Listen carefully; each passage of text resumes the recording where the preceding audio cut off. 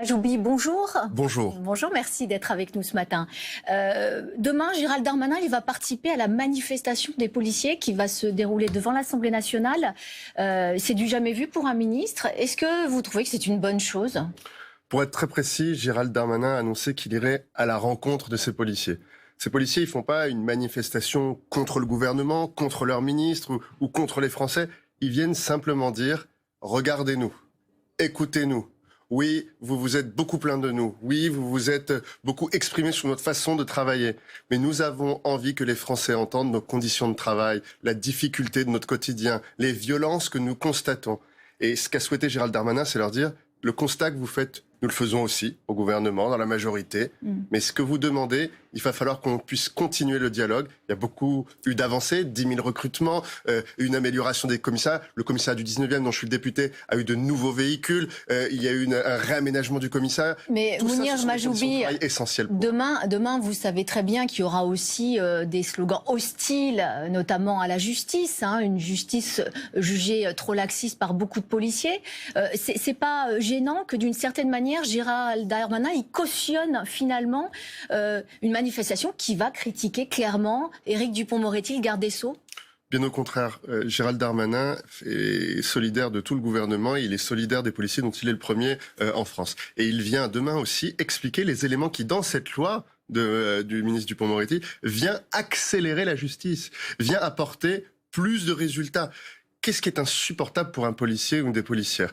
Quand vous faites une enquête longue, que vous arrêtez une personne et que vous vous rendez compte que la décision de justice va être rendue plusieurs mois ou plusieurs années après et que parfois la personne ne sera pas condamnée, vous vous demandez quel est le sens de votre travail.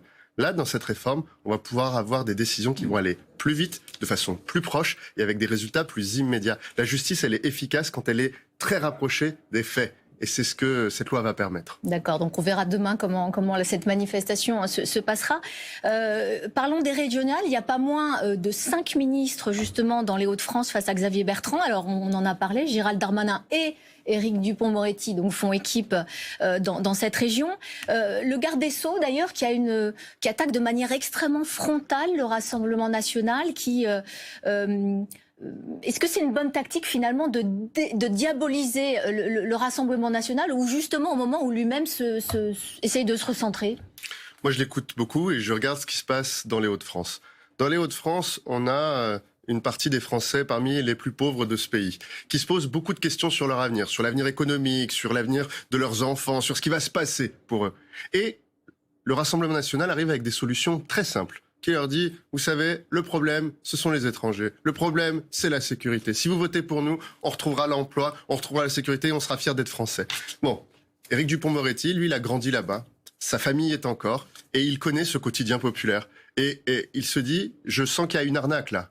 Et cette arnaque, elle est très grave. Parce que c'est quoi le vrai projet du Rassemblement national?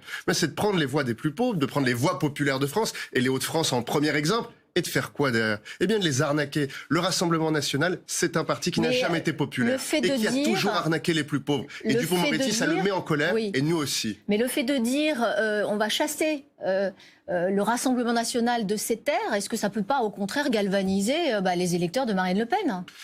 Il y a une partie des électeurs de Marine Le Pen qui votent pour Marine Le Pen parce qu'ils croient en ses promesses. Et notre message à tous, et son message à tous, c'est de dire que ces promesses-là du Rassemblement national, elles n'ont qu'un but, favoriser la famille Le Pen, favoriser le système Rassemblement national qui n'a rien de populaire, qui ne ramènera ni l'emploi, ni l'activité économique. Si on veut relancer les Hauts-de-France, redonner un avenir aux Hauts-de-France, il faut relancer l'économie, recréer des solidarités actives sur le terrain, redonner une perspective à ce territoire qui est merveilleux. Alors de manière plus globale dans ces régionales, il y a pas moins de 15 ministres qui sont engagés dans ces élections. Il y en a 5 dans les Hauts-de-France.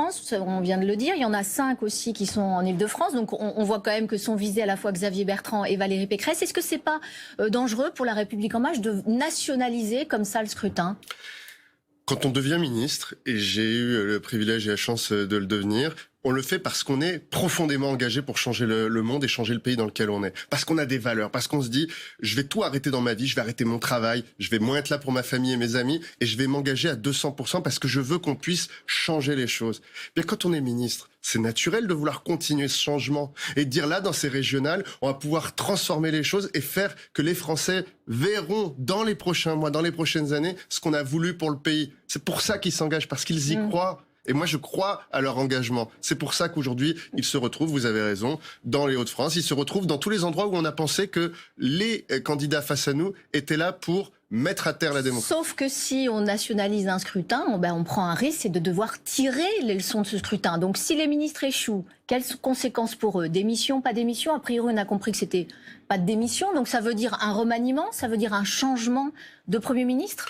Les questions ne sont pas liées. C'est-à-dire que l'agenda national... Mais il faut bien tirer les conséquences. Une élection qui fonctionne pas, il faut bien montrer aux Français qu'on a compris ce qui n'a pas fonctionné. Aujourd'hui, il y a un enjeu qui est régional. Il y a des régions dans lesquelles on s'est fortement mobilisé. Des ministres ont décidé d'y aller de façon frontale parce que ce sont des candidats face à nous qui ont refusé le dialogue, qui ont refusé la construction et dont le projet ne nous satisfait pas. Nous pensons que le projet de M. Bertrand dans les Hauts-de-France n'est pas un projet souhaitable pour les Hauts-de-France. Nous pensons que le refus de Mme Pécresse de construire un projet avec une prise en compte des propositions que nous avions pu faire est dangereux pour la région Île-de-France. Et que donc, nous devons aller jusqu'au bout et défendre nos valeurs. C'est pour cette raison que nous nous sommes particulièrement engagés. Et après, en cas de défaite, on assumera les défaites, mais assumer les défaites, ça ne veut pas forcément dire virer ceux qui sont allés au combat. Vous imaginez une armée qui... Donc ça veut dire peut-être éventuellement changer de Premier ministre Ça, vous savez, ça n'est certainement pas moi qui prends ce type de décision. Et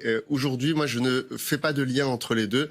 On a un enjeu national qui est de sortir de ce Covid-19, sortir de cette période de confinement, arriver à l'ouverture de tous les commerces, reprendre nos vies normales, reprendre le travail. Toutes les familles n'attendent que ça. Et après, on verra qui devra continuer à diriger ce pays. En un mot, est-ce que vous avez des objectifs chiffrés? On voit que c'est pas évident pour la République en marche de décrocher des régions. C'est vrai que les municipales, vous êtes passé un petit peu à côté. Est-ce que vous avez aujourd'hui un objectif chiffré? 1, 2, 3 régions? Vous savez qu'aujourd'hui, nous sommes un parti très jeune. Nous n'avons donc aucun élu dans les régions de France. Quelques-uns nous ont rejoints, donc nous en avons quelques-uns. Mais donc l'objectif pour nous, c'est que nos valeurs soient entendues partout. Nous, on croit à l'insertion sociale par l'emploi. Donc zéro région, c'est une victoire? Le sujet, c'est est-ce que nos valeurs, est-ce que nos demandes, est-ce que le projet qu'on porte, c'est-à-dire penser que la réinsertion sociale, ça passe par l'emploi, donc développer l'emploi et l'économie, est-ce que ça, on aura réussi à le faire passer dans plusieurs régions? C'est ça notre enjeu. Est-ce qu'on va en gagner quelques-unes? Moi, je crois que oui. Je crois que oui et qu'on a quelques chances d'en gagner quelques-unes. Mais est-ce qu'on va avoir des élus? Oui, et on en aura partout. Partout, on aura eu des candidats. Et ça va être une force très importante pour nous dans les prochaines années. Mounir Majoubi, merci beaucoup d'avoir été avec nous ce matin.